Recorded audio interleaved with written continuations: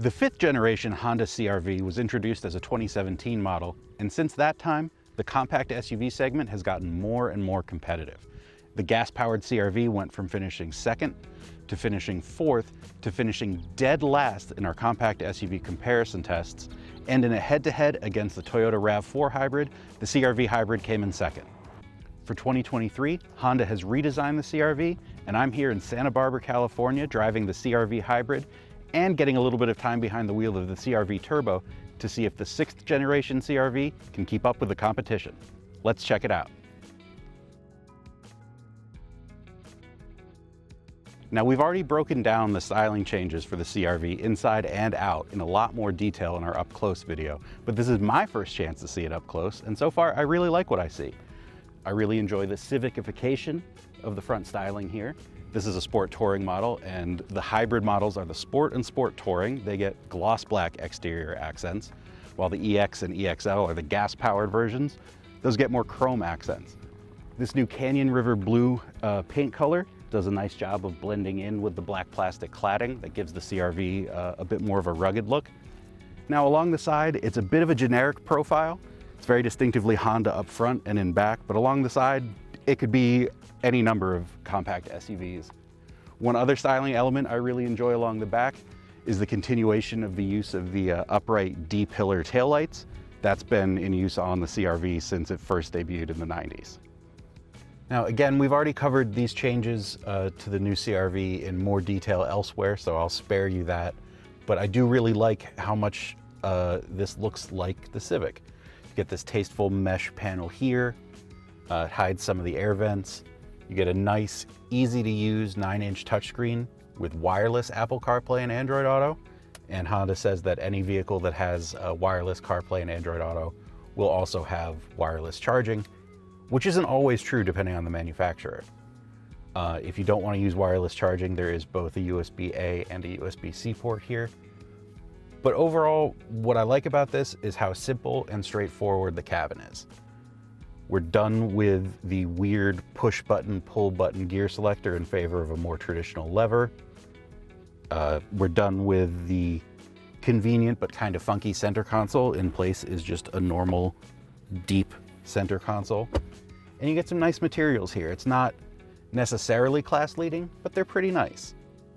It's a good, straightforward, easy to use interior. The gauge cluster is easy to see. You don't have to crane your neck at all.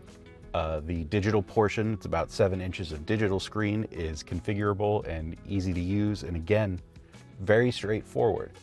And that's what we're looking for in cars these days, is just straightforward ease of use. Backseat comfort was a strong suit of the last generation CR-V, and that continues here with even more rear legroom. I fit behind my own driving position, although my knees are a little elevated, which might be uncomfortable on longer drives, but it's not too bad, and I have a very good amount of headroom.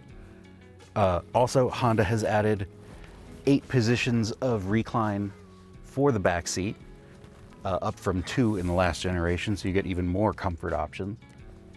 And backseat passengers also get things like 2 USB-C chargers back here and climate vents.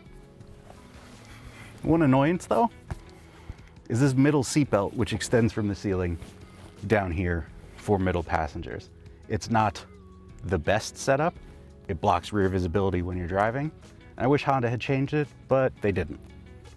Another area where the CR-V hybrid impresses is with its cargo space, which is over 3 cubic feet larger than the previous model, according to Honda, and on certain models includes a kick to activate power lift gate, which can take a while, but is great if your hands are full. Honda also says it's its quickest and quietest power lift gate ever, which, sure, I don't think that's a thing we can verify. Honda is viewing the CR-V hybrid as sort of a stepping stone into its battery electric vehicles that are coming in the future. The Prologue, pardon the pun, is the beginning of their electrified vehicle plan here in the US.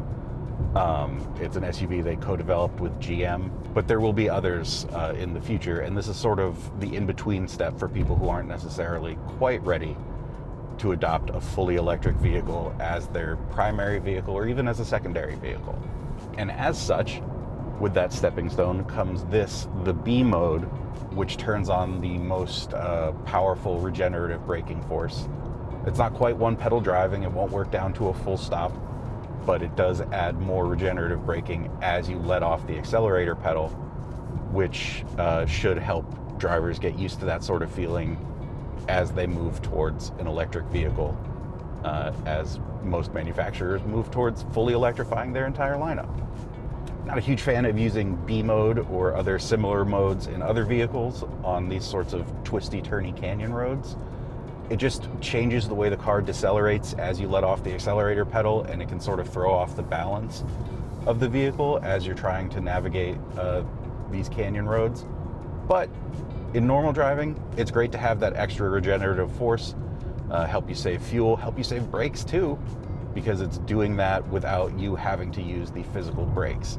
But again, doesn't work down to a full stop, so be sure to use those brakes eventually, or you will just hit what's in front of you or end up in the intersection. So, little word of advice there, try to stop. One of our complaints about the 5th generation CR-V hybrid was that its brakes felt a little mushy and non-linear and sort of high effort, and that's still the case. So there's a lot of pedal force to be applied that doesn't necessarily correspond to how much stopping force you're actually feeling as you bring the car to a stop. Not great. We preferred it in the RAV4 hybrid, but it's not awful. It's just not as good as it could be. So, highway on-ramp. We're in sport mode, so that's why it's a little bit louder, but decent acceleration. Picked up speed fairly quickly and am able to accelerate past the car that stayed in the right lane and get onto the highway with no issues. That's really what you want out of a car, isn't it? No issues trying to do things like get on the highway. Honda says this is the sportiest CR-V yet, and so far I'm inclined to agree. Again, that bar was kind of on the floor, so it's not a tough one to cross, but it does feel a little bit more composed, a little bit sportier, especially in these curves. Cornering was actually one of its strong suits in the last comparison test we did. The CR-V performed very well in ride and handling. It didn't have the cushiest ride in the class, but it wasn't bad. It was just much more comfort-oriented overall. This one does feel a little bit more sport-oriented. I will give them that. Cornering the car feels a little bit flatter, especially in these sweeping curves where you'd start to notice that tip as you held the curve. But again, it's a compact SUV. If you're looking for sportiness, I highly recommend looking elsewhere. If you're looking for comfortable seating for 5 and a decent amount of cargo area, and in the hybrid's case, fairly impressive fuel economy, this is more what you're looking for. Honda says they've done a lot to improve outward visibility in the new CR-V, which is a running theme in its updated models. It says it's a 4.4-inch wider view out the front. It's not something I usually take a tape measure to, but it certainly does feel wider. They've also taken steps to move the A-pillars back, make them thinner. The side mirrors here are now mounted on the doors, which gives you a nice little cutout view as you're approaching, say, an intersection. People are less likely to hide behind the front pillars and sneak out on you. It's a much better overall package. Outward visibility isn't great all around, though. I still have some complaints. There's still a middle seat belt for the rear passengers that descends from the ceiling. That kind of blocks the view. The rear headrests can get in the way a little bit, and there's still some small windows that could be enlarged to help improve your view out in those directions. But certainly out the front, we're doing much better than we were with the 5th generation. As part of the CR-V's redesign, Honda has also updated the seats for improved comfort, particularly over longer drives. We haven't done very much driving so far, but I'm feeling comfortable. How you feeling back there, Jonathan? I'm feeling comfy back here. All right. Well, there you go.